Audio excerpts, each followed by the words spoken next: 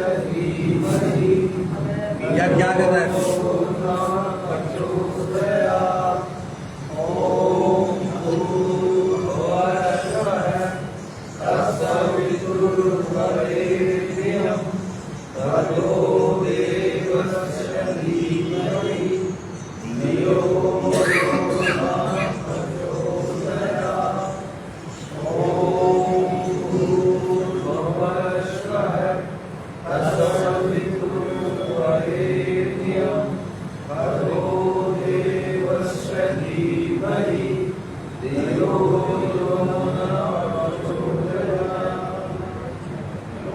साथियों, आप सभी पत्रकार बंधुओं का यहाँ पहुँचने पर बहुत बहुत धन्यवाद और बहुत बहुत स्वागत है। मेरे दाएं हाथ की तरफ बैठे हैं कृष्णा त्यागी जी, ये राष्ट्रीय अध्यक्ष है नव युवा शक्ति संगठन के और अखिल भारतीय सनातन फेडरेशन के राष्ट्रीय महासचिव हैं। उधर बैठे हैं आनंद सिंह तोमर, देव सेना के राष्ट्रीय सलाहकार है। मंजू यादव जी, वो गौशाला चलाती हैं। और मेरे साथ में बाएं हाथ की तरफ बैठे हैं अरुण त्यागी जी हैं, राष्ट्रीय हिंदू वाहिनी के राष्ट्रीय अध्यक्ष हैं। और भाई बैठे हैं पुरुषोत्तम त्यागी जी हैं, पीछे है धनराज शर्मा जी और तो साथियों, आज का विषय है जो मोदी सरकार ने यूजीसी लागू किया है, ये पूरी तरह से हिंदू विरोधी कार्य है। हिंदुओं को बांटने का कार्य किया है। जब स्वर्ण समाज और दलित समाज आपस में उलझ जाएगा, एक दूसरे पर मुकदमेबाजी होने लगेगी, लड़ाई झगड़े होने लगेंगे, एक दूसरे के प्रति घृणा होने लगेगी, तो कहीं ना कहीं हमारा सनातन समाज ही कमजोर होगा, जिसका नतीजा ये निकलेगा कि सनातन विरोधी जो शक्तियां हैं वो मजबूत हो जाएंगी और वो हिंदुओं के विनाश का कारण बनेगी। तो मेरा ये मानना है, सभी भाइयों को जाति से उठकर हम सबको आगे बढ़ के इस यूजीसी बिल का विरोध करना चाहिए। और मैं सभी से अपील करूंगा कि सब लोग घरों से निकलकर इस सनातन विरोधी बिल को वापस कराने का कार्य करें। अब इस अभियान में हमारा एक सभी राष्ट्रीय अध्यक्षों का एक फेडरेशन है, अखिल भारतीय सनातन फेडरेशन। उस फेडरेशन के माध्यम से दिल्ली में हमने 8 मार्च 2026 को रविवार और दोपहर 12 बजे जंतर मंतर पर सभी को पहुंचने का आह्वान किया है। और सभी इस देश भर के जितने भी संगठन है उन सबको हम सूचनाएं भी भेज रहे हैं और लगातार अभी भी इस कार्य को अंजाम दे रहे हैं। कल रात को भी हम गुड़गांव पहुंचे थे, वहां हमें सूचना मिली थी हमारे ही अपने साथियों के माध्यम से कि वहां धीरेन्द्र शास्त्री जी पहुंच रहे हैं। हमने यूजीसी के लिए उनको निमंत्रण भी दिया, वो भी इस कार्यक्रम में शामिल होंगे जंतर मंतर पर। और उन्होंने भी आश्वासन दिया है कि मेरी पूरी टीम आपके साथ है, आपके समर्थन में है। इसी तरह से अनिल मिश्रा जी को भी हमने निमंत्रण दिया, जो ग्वालियर के हैं और वरिष्ठ अधिवक्ता है। देश भर में जितने भी सनातन के लिए काम करने वाले लोग हैं, चाहे वो अश्वनी उपाध्याय हो, चाहे कोई और हो, हम सबको लगातार निमंत्रण दे रहे हैं कि सब लोग इस कार्यक्रम में शामिल होकर पूरी मजबूती के साथ इसका विरोध दर्ज कराएं, क्योंकि मोदी सरकार इतनी आसानी से सुनने वाली नहीं है। हम सबको मिलकर आवाज बुलंद करनी पड़ेगी, तभी शायद मोदी सरकार इस बात को मानने के लिए मजबूर हो जाए कि इस बिल को हम वापस ले लें।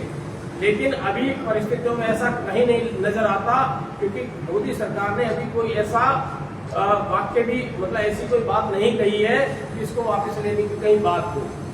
लेकिन हम इस बिल को किसी न किसी सूरत में इसको रद्द कराने के लिए जी जान से प्रयास करेंगे। और मैं आज प्रतिज्ञा करता हूं,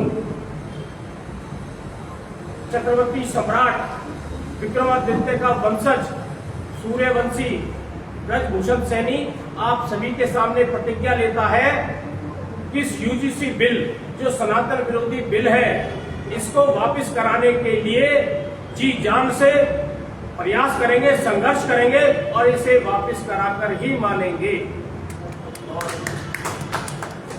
अब साथियों देखिए, इस देश में लव जिहाद हो रहा है, लेकिन सरकार ने लव जिहाद रोकने के लिए एक भी कानून नहीं बनाया। जो बेटी हमारी लव जिहाद का शिकार हो जाती है, कोई ऐसा कानून नहीं है उस बेटी को हम वापस ला सके।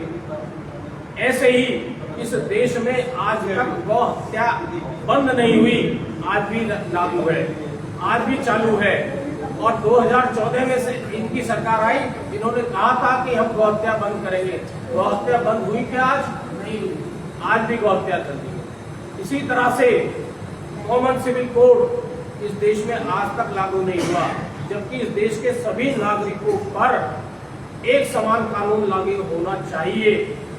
लेकिन इस सरकार ने कॉमन सिविल कोड लागू नहीं किया। इस देश की जनसंख्या इतनी तेजी से बढ़ रही है कि आज विश्व में पहले नंबर पर पहुंच गई है।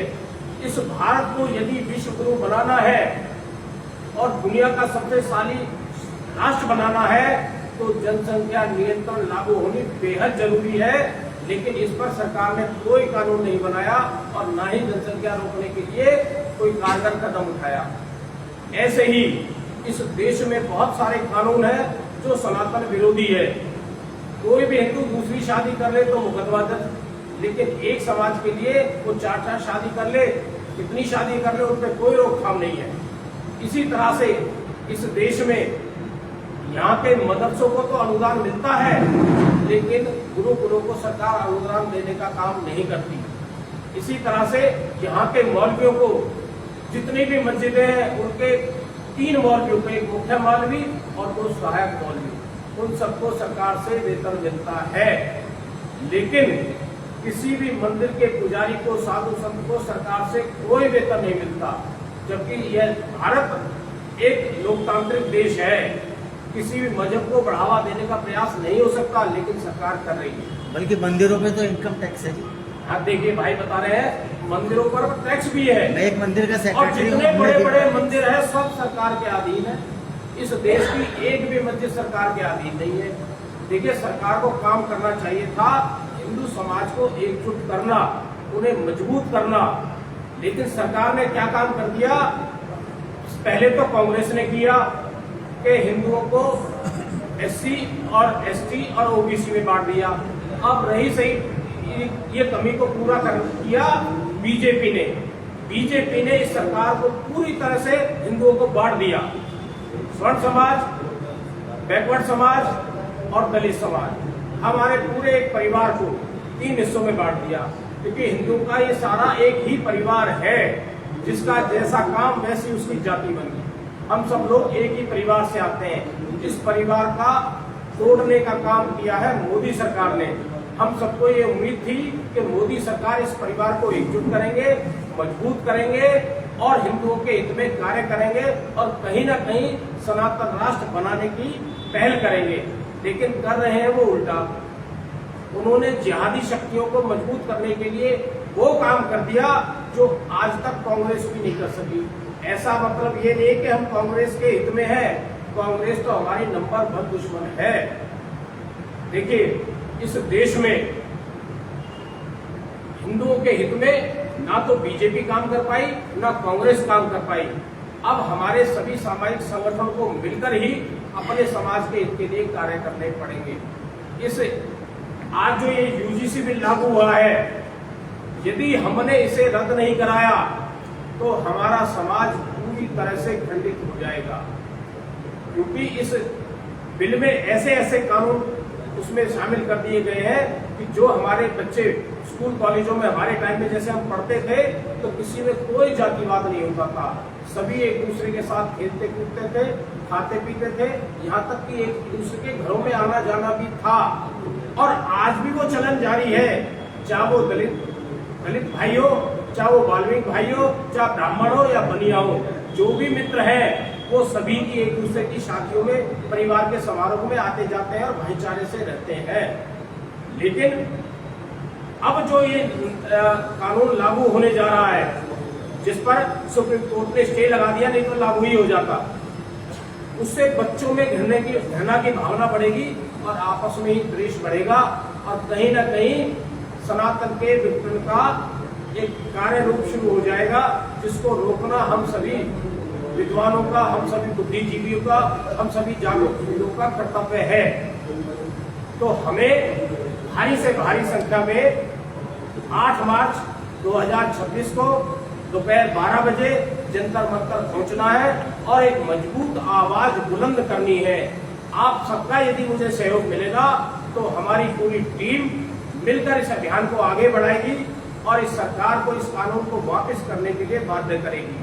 तो अभी मेरे साथ कृष्णा त्यागी जी हैं, वो अपनी बात करेंगे, फिर बाकी बंधु भी अपनी अपनी बात करेंगे। नमस्कार साथियों, जैसे कि आप सभी ने सुन लिया कि आज मार्च जंतर मंतर एक बहुत बड़ी संख्या में हमारे साथ हमारे सभी तमाम लोग आ रहे हैं और न केवल हिंदू संगठन बल्कि सामाजिक संगठन भी, त्यागी, ब्राह्मण, भूमियार, राजपूत, बनिया, कायस्थ, वाल्मीकि समाज बहुत बड़ी संख्या में हमारे साथ आ रहा है। लगभग कितने लोग इकट्ठा हो ओबीसी समाज, उम्मीद है कि तकरीबन हमारी संख्या जो है नहीं लगभग 10-1 हजार हमारी रहेगी। यहाँ से जाएंगे? नहीं, यहाँ से नहीं जाएंगे, सब अलग अलग जगह से आने देंगे, समझने की कोशिश कीजिए। ये आंदोलन केवल फरीदाबाद का नहीं है, ये देश भर का आंदोलन है। यहाँ से 1 हजार जा रहे हैं, सही साहब हमारे साथ यहाँ से 1 हजार लेकर आ रहे हैं और तकरीबन इतने या 1500 के करीब हम दिल्ली एनसीआर से, गाजियाबाद से 100 गाड़ियां लेकर हम आ रहे हैं। 100 गाड़ियों के काफिले के साथ हम जंतर मंतर पहुंचेंगे। इसमें जो हमारे राष्ट्रीय किसान यूनियन के जो हमारे राष्ट्रीय उपाध्यक्ष हैं चौधरी मांगेराम त्यागी जी, वो भी तकरीबन 100 गाड़ियों के काफिले के साथ जिला बुलंदशहर से चलेंगे।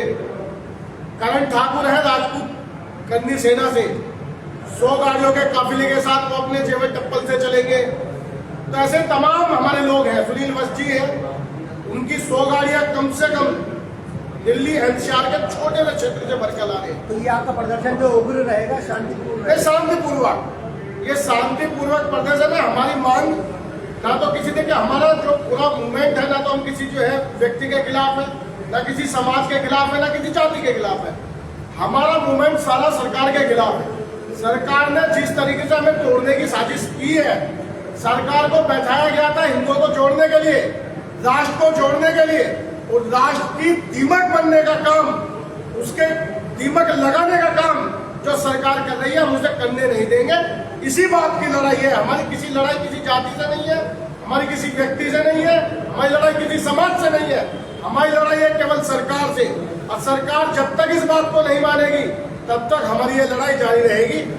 लड़ाई शांतिपूर्वक होगी, संवैधानिक तरीके से होगी और ये लंबी चलेगी। जैसे टिकैत साहब ने की थी, ऐसी हमारी लड़ाई भी लंबी चलेगी। हम सब लोग जितने भी आए हुए हैं, सबने अपने कंधे मजबूत किए हुए हैं। जब तक सरकार झुकेगी नहीं, जब तक कानून वापिस होगा नहीं, तब तक ये लड़ाई युद्ध स्तर पर चालू रहेगी, संख्या बढ़ती रहेगी, वो घटेगी नहीं। कृष्णा जी, ऐसी क्या मजबूरी थी, सरकार ने ये रूल लागू किए?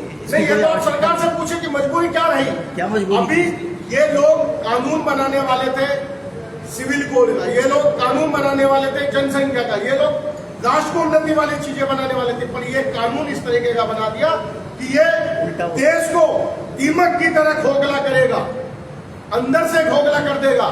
फिर न देश बचेगा, न राष्ट्र बचेगा, न इनकी सरकारें बचेंगी। क्या अंतर्राष्ट्रीय दबाव था इसके पीछे या क्या? देखिए, ये जवाब तो आप मोदी जी से लीजिए, उनकी सरकार से लीजिए। आप देखिए, उनका एक भी प्रवक्ता खुलकर इस बात का जो है खंडन भी नहीं कर पा रहा। यानी कि मौन स्वीकृति है सरकार की।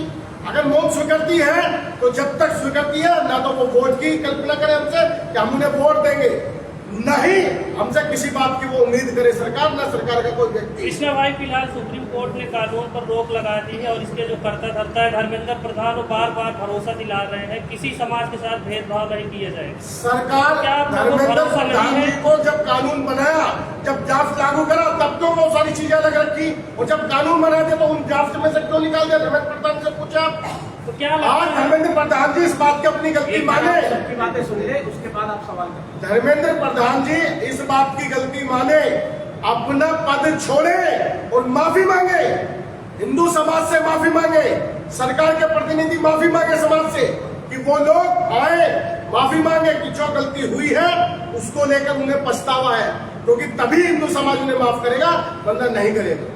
लेकिन सरकार जिस तरीके से मौन धारण किए हुए, क्या आपको लगता है धर्मेंद्र प्रधान इस्तीफा देंगे और सरकार माफी मांगेगी? बिल्कुल नहीं लगता, हमें ऐसा कहीं नहीं नजर आता कि वो माफी मांगेंगे या अपना इस्तीफा देंगे, क्योंकि इनकी मंशा है सनातन को कमजोर करने की, और ये कमजोर करने का कार्य आज से नहीं कर रहे, ये 2014 से कर रहे हैं, उससे पहले से भी कर रहे हैं। 2014 में मोदी सरकार बनी, सबसे पहले उर्दू में यूपीएससी की परीक्षा शुरू होगी।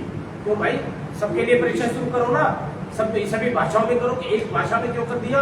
तो इस तरह से इन्होंने हिंदुओं को कहीं ना कहीं कमजोर करने का कार्य किया है, क्योंकि उससे एक जिहादी मानसिकता के लोग IPS IAS बनने लगे। क्या आप लोगों को लगता है हिंदू एकता के नाम पर मोदी सरकार अब जो है ठग रही है आप लोगों को? ठग नहीं रही, पूरी तरह से शोषण कर रही है।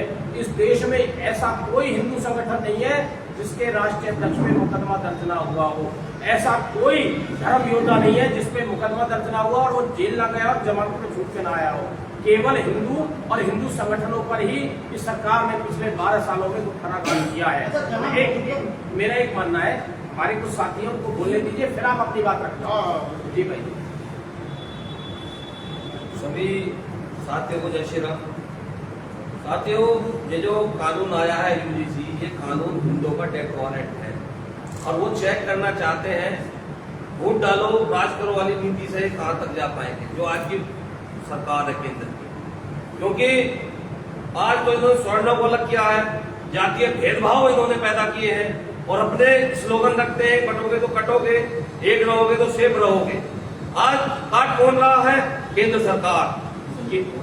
केंद्र सरकार लगातार हम लोगों को अलग करने का कार्य कर रही है और मैं सभी सनातनियों से आग्रह करना चाहता हूं साथियों, आज अगर स्वर्णों को अलग किया गया, इसमें सरकार की मंशा कामयाब हुई तो यकीन मानना इनके लिए कोई भी दूसरे लोगों के लिए OBC हो, SC हो, ST हो, आज तो शायद खुश हो रहे होंगे लोग।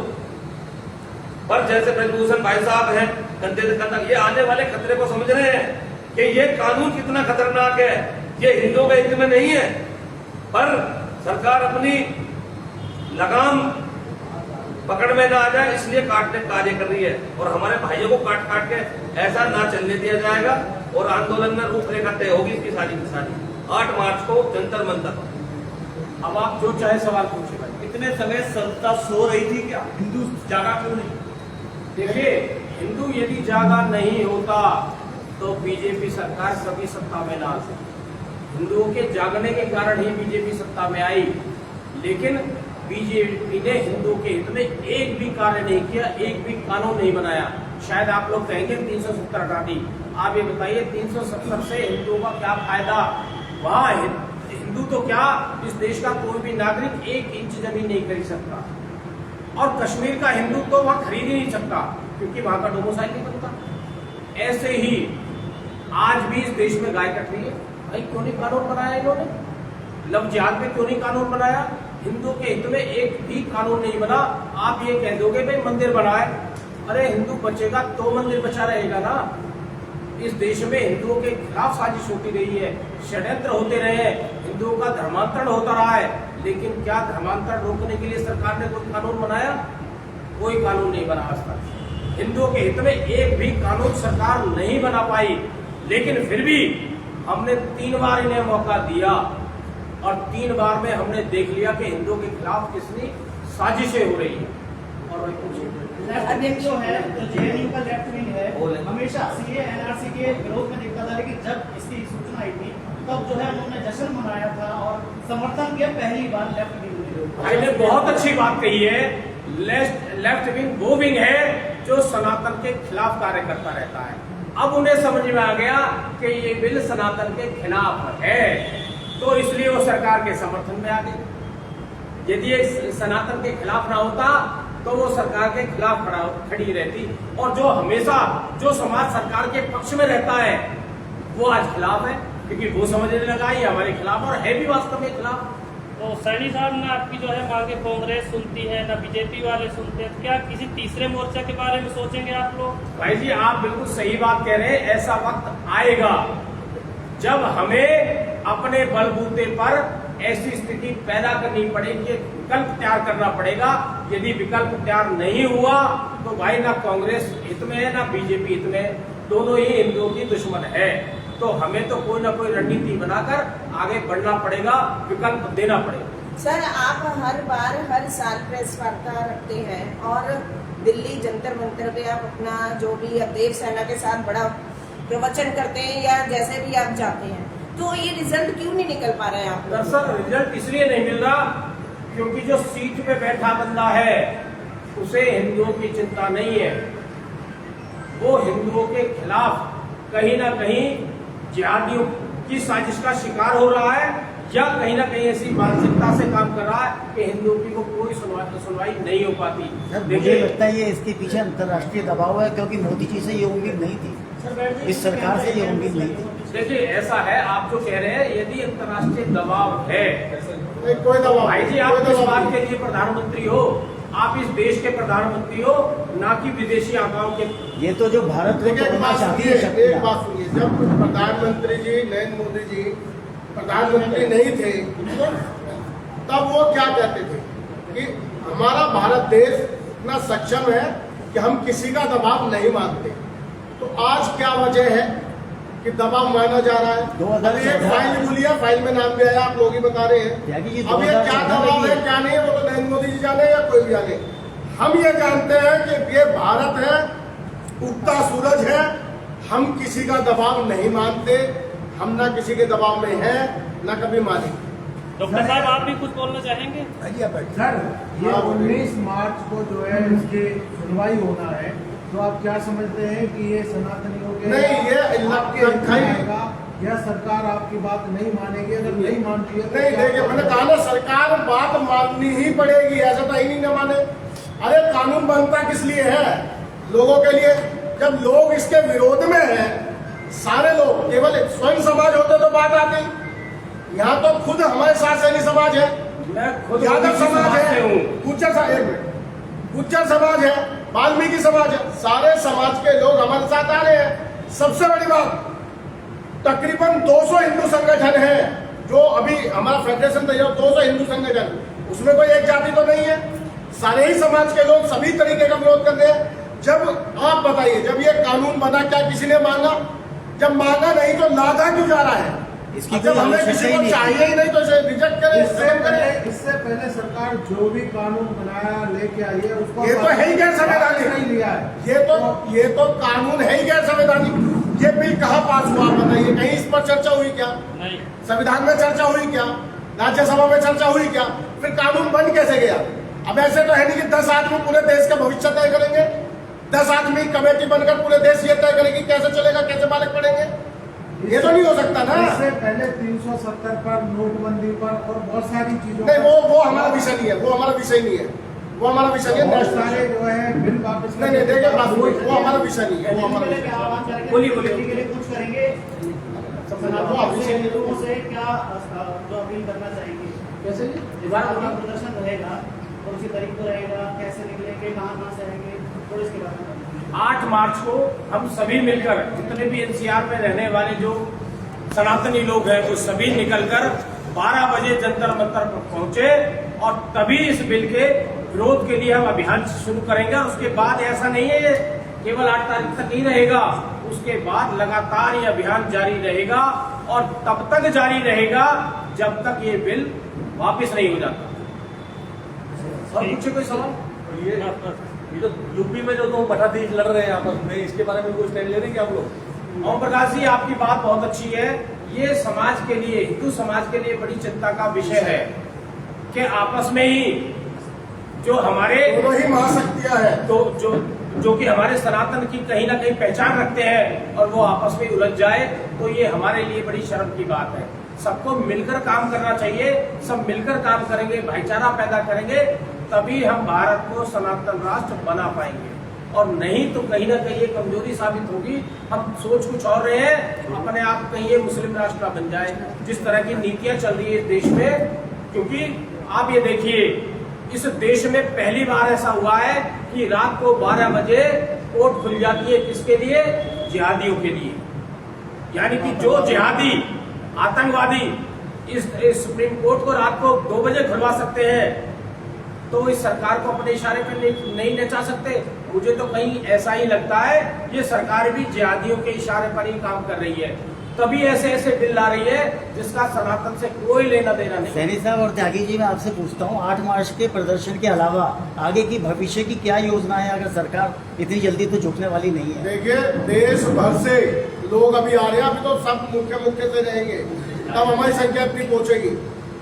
अगर ये कानून वापस नहीं हुआ तो देश भर के लोग आपको दिल्ली में दिखाई देंगे, ये हमारा वादा है। ये केवल विरोध प्रदर्शन हुआ, आपकी योजनाएं क्या क्या है? योजनाएं तो बता समय आने पर हम आपको योजनाओं के बारे में एक दिन पहले बताएंगे और आप पूरे देश में इसका प्रचार करना, क्योंकि हम शांति से बैठने वाले लोग नहीं है। इस बिल को वापस कराकर ही उठेंगे हम। बिल्कुल ठीक।